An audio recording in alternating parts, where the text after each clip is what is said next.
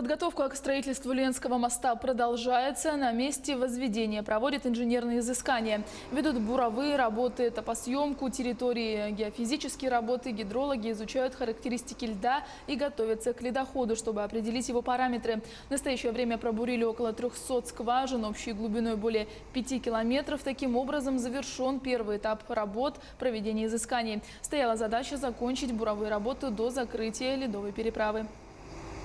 На сегодняшний момент работа выполнена в полном объеме. Для этого были привлечены буровые компании, местные компании, а также специалисты, мобилизованные из города Москвы, которые специализируются по мостостроению. Все эти изыскания, которые проводятся, все керны направляются в Москву для изучения, для лабораторных испытаний. И на основании этого будет уже определен расчет по глубине установки свай и в целом расчет по нагрузке самого моста.